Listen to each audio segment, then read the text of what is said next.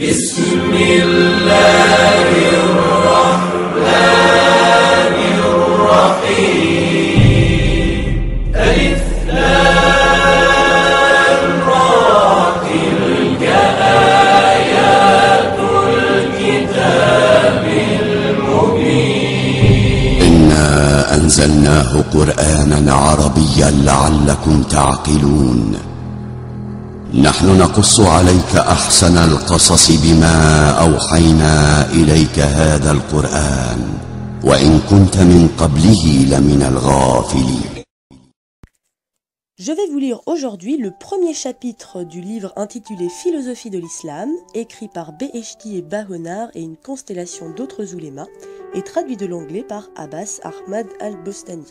Donc chapitre 1er, l'homme de notre époque.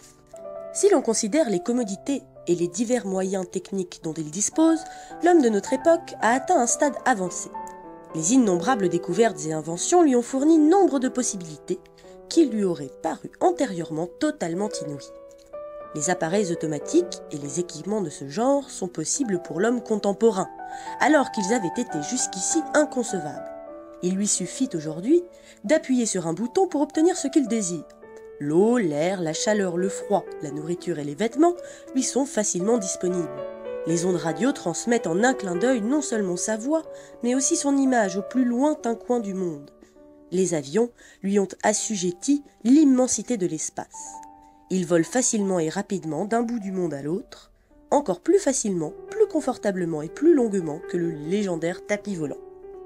Les astronautes lui ont ouvert la voie des planètes.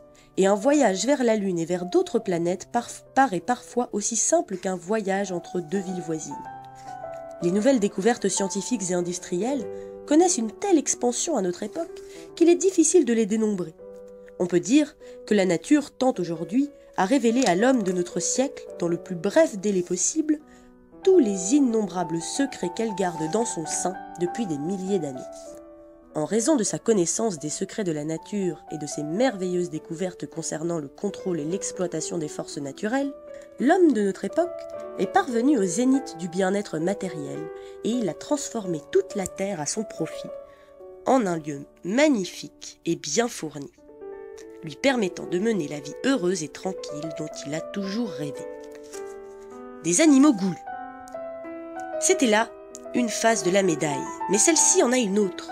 La civilisation matérielle d'aujourd'hui a résolu beaucoup de problèmes de la vie et a doté l'homme d'une force éblouissante en vue de contrôler la nature. Mais, en même temps, elle a tellement fait l'éloge et vanté le mérite de l'idée d'acquérir toujours plus qu'elle a rendu l'homme contemporain comme un animal avide, préoccupé jour et nuit de l'augmentation de la production et de la consommation, et ne pensant à rien d'autre. Le matérialisme et l'intérêt excessif pour les affaires économiques ont transformé l'homme en machine. Il est toujours occupé à gagner sa vie ou à trouver le moyen de mener une vie plus luxueuse. Cet état d'esprit est tellement répandu que la vie de la plupart des hommes de notre époque est presque dépouillée de tout autre contenu valable. Il y eut une époque où l'homme attachait plus d'importance à sa liberté et sacrifiait même sa vie pour elle. Maintenant, il est devenu l'esclave de la production et de la consommation, et il a sacrifié l'amour de la liberté sur l'autel de cette divinité matérielle.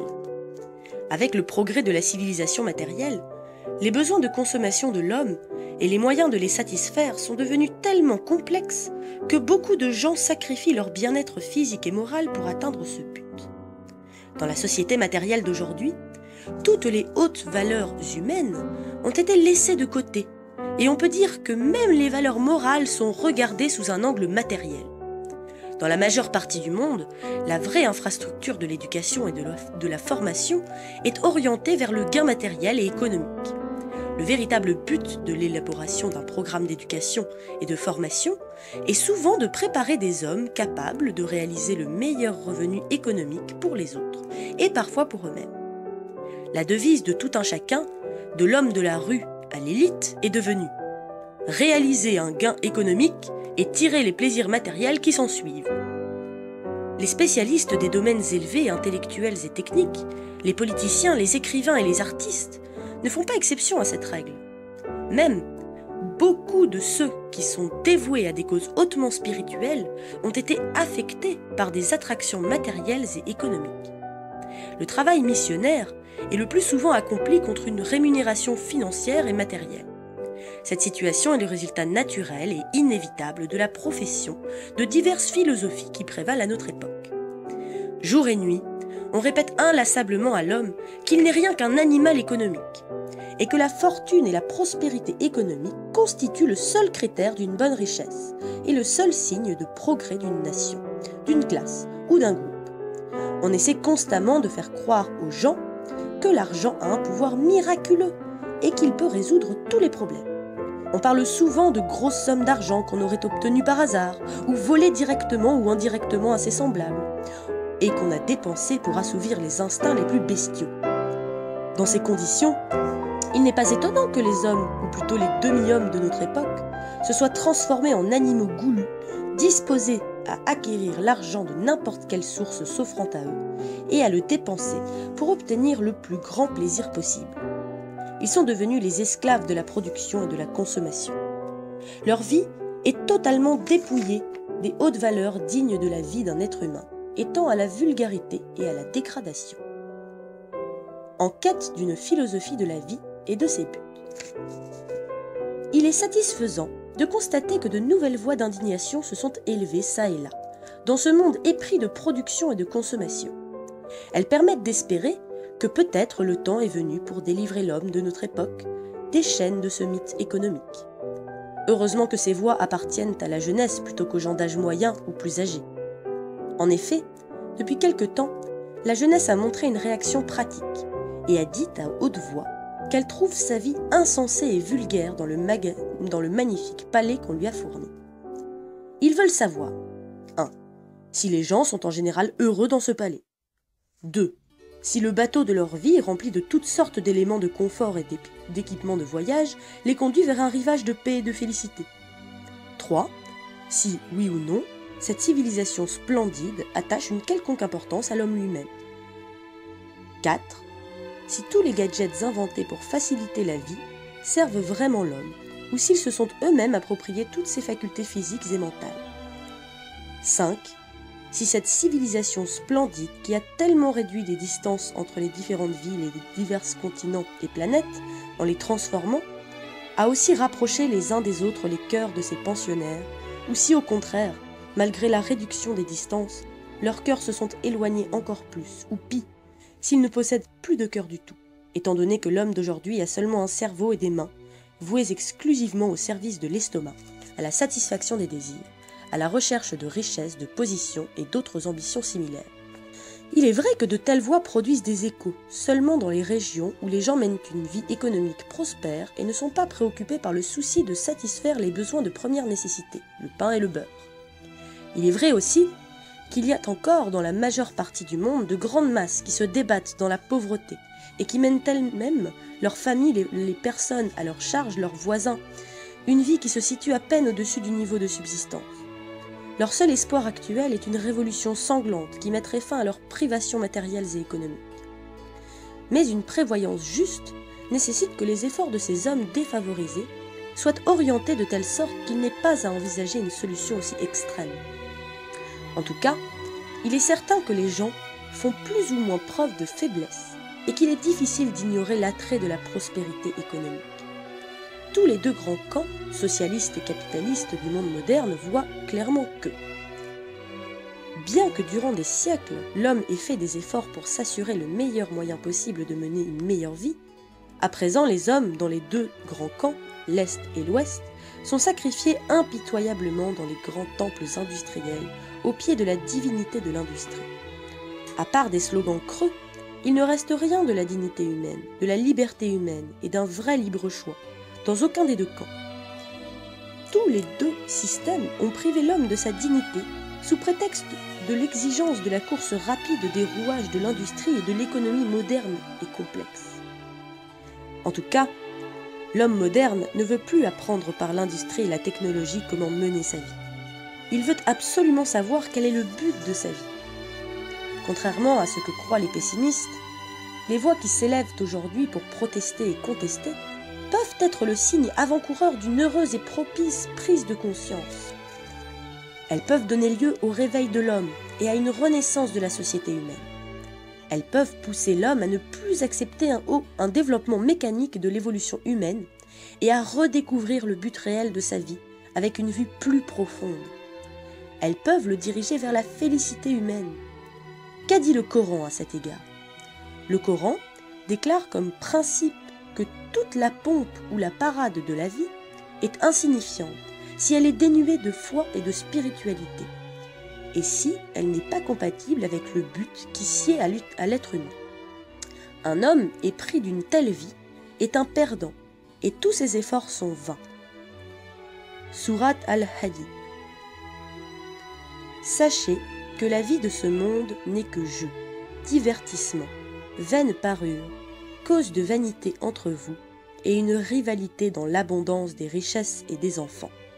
Elle est semblable à une ondée. La végétation qu'elle suscite plaît au cultivateur, puis elle se fane, et tu la vois jaunir, et elle devient ensuite sèche et cassante. Alors, j'ai oublié de noter la référence, donc Sourate Al-Hadid 57-20.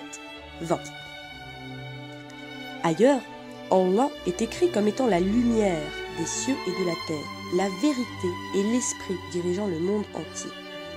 Et puis le Coran évoque les hommes méritants et dignes, que le commerce et les efforts en vue de gagner leur vie ne distraient pas de l'évocation d'Allah, ni ne détournent du but fondamental de leur vie. Ce faisant, ils s'assurent de meilleurs résultats. Leurs efforts sont toujours fructueux et conduisent à la vertu et à l'excellence. Le Coran décrit comme suit le sort de ceux qui n'ont pas de but dans la vie et qui sont oublieux d'Allah. Sourate An-Nur 24, versets 39-40. Quant aux incrédules, leurs actions sont semblables à un mirage dans un désert. Celui qui est assoiffé croit voir l'eau, mais quand il arrive, il ne trouve rien qu'Allah qui lui paie pleinement son compte. Allah est prompt dans ses comptes, ou bien elles sont comparables à des ténèbres sur une mer profonde.